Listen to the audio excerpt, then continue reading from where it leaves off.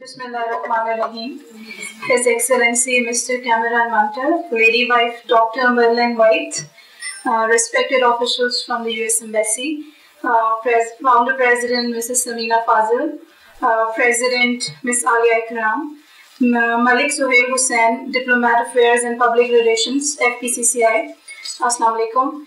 I'm Sara Ansari, General Secretary, Islamabad Women Chamber of Commerce and Industry, and a very warm welcome to the distinguished guests to this event.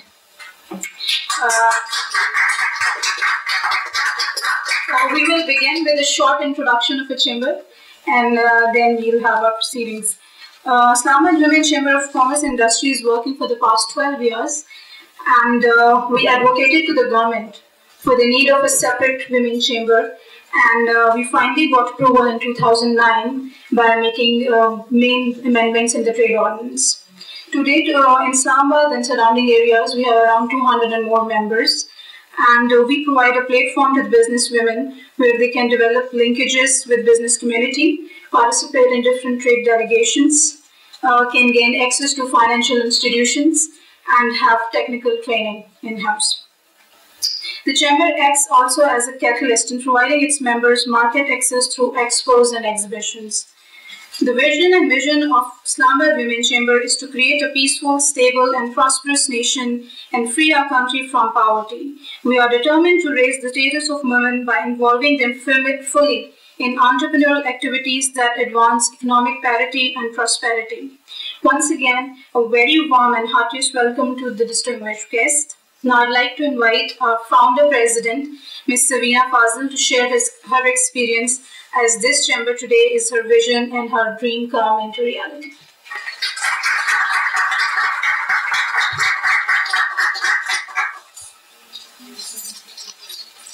Bismillahirrahmanirrahim.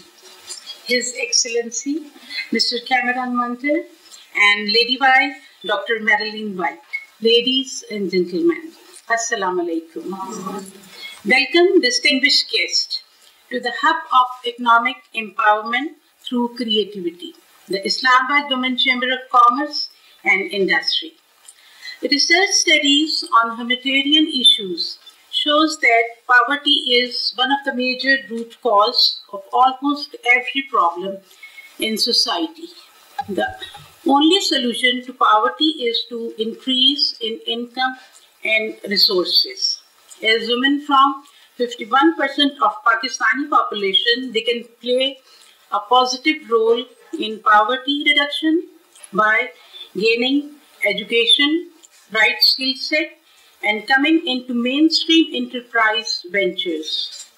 This is exactly the aim of Islamabad Women Chamber of Commerce and Industry and economic empowerment of women through trade and industry.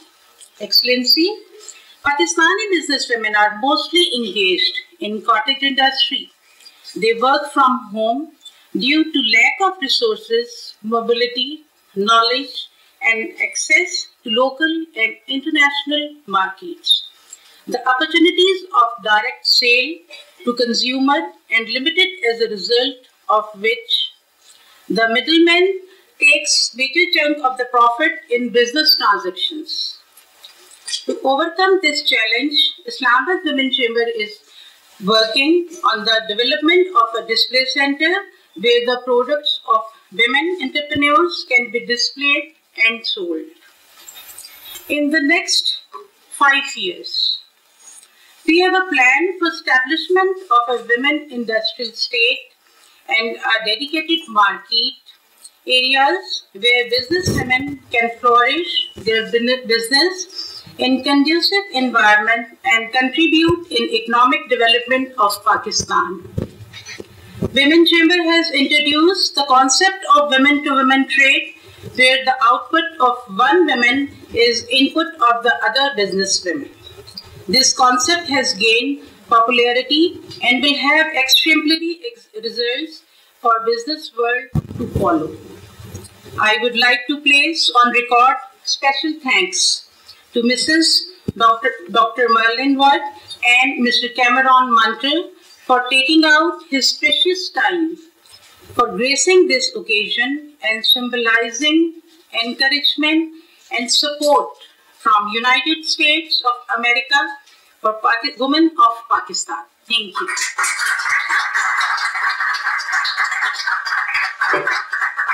Thank you, Samina. Now I would like to invite Mr. Cameron Munter, His Excellency, to share his experience with us.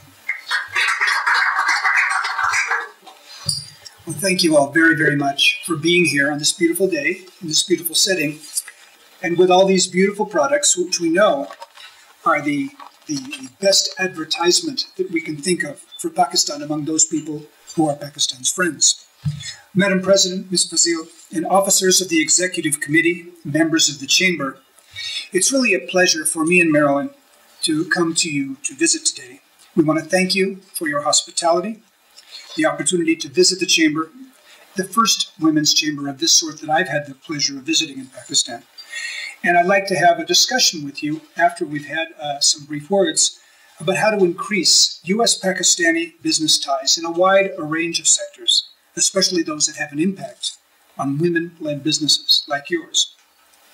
You know, the United States is committed to a partnership with Pakistan, a relationship that's built on the foundation of mutual interests, respect, and trust. And an important part of that relationship is business. Some people think that in the tradition of our states, of our countries, that the link between us is a link of assistance. And of course, assistance is important. The American people have been there for the Pakistani people in friendship for many, many years, not only during floods, not only during earthquakes, but in dealing with the long-term problems of the country. But even though we are proud of that, and we're very grateful to you for acknowledging that, I think what those of us in this room focus on is that it's through business, through investment, and through trade, through the export of your items, through the building of the wealth and the economic power, especially of women, that the future of Pakistan will be built. So we're committed to helping women-led business and women entrepreneurs because Pakistan's prosperity is closely linked, not only to its men, but of course to its women enterprises. Of the 60 million self-employed people in the total workforce, barely 3.5% are women, and only 2% are among the managers, according to the Labor Force Survey of Pakistan in 2010. For a country with that much potential, that's not enough participation. This underutilization of half its population limits Pakistan's progress towards sustained economic growth. Now, at the embassy, USAID is currently working on several projects to promote women entrepreneurs in Pakistan. We have a project called FIRMS, F-I-R-M-S, which has helped women-owned enterprises employing 20,000 rural and home-based workers to enhance their competitiveness and successfully increase their sales by 25%. We're working with women on value chain sectors, such as gems and garments, implementing the plans to improve your access to markets and to finance. The trade project has trained women entrepreneurs in export processes and currently working on regional trade promotion within the region. Because let me add, I'm not just interested, and my country is not just interested in the women of Pakistan. You're an important engine, but we're interested in your role in this region so that you and the women of Bangladesh and the women of India and the women of Afghanistan, in a time where we hope there will be peace in the region, will be engines of both peace and prosperity in South Asia. So, through U.S. Mission, through its grants programs, including the U.S. Ambassadors Fund, the USAID Small Grants Program, and the Gender Equity Program, we're partners with local organizations to build better economic and social conditions at the community level. But these are just, as I said at the beginning, these are just the basis for what's important in the next step, which is entrepreneurship. We really believe in helping people who help themselves, and that's why we admire you so much. It's part of who we are as a nation. It's part of what makes the Pakistani people themselves so resilient. Secretary Clinton, another woman who you may have heard of, launched the Global Entrepreneurship Program, the GEP, in April 2010 during the Presidential Summit on Entrepreneurship to spur and promote entrepreneurship around the world. And the American Mission is committed to the development of the next generation of entrepreneurs and business leaders in Pakistan.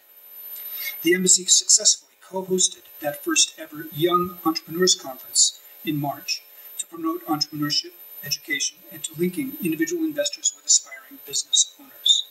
During that conference, we had a special breakout session to talk about opportunities and the challenges faced by women who are entrepreneurs and acknowledging their impact on the economic growth of Pakistan. We want to keep that conference going.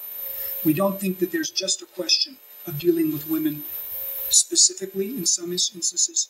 Our goal is, in addition, to deal with women entrepreneurs along with the men so that everyone in the society benefits.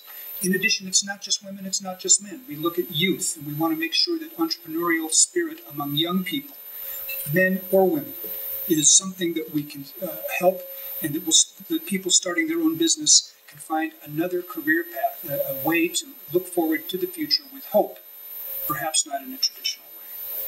So it'll take a significant participation of the private sector and significant reforms from the government to enable the private sector to flourish.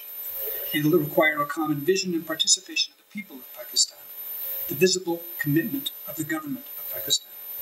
And we will continue our links to the Pakistani government to encourage them to pass these reforms and to encourage them to have their own outreach, Pakistani government outreach to the private sector like yourselves. And so seeing you as the champions of this sort of development, we know who we can tell your government to talk to. They can talk to you, and they should.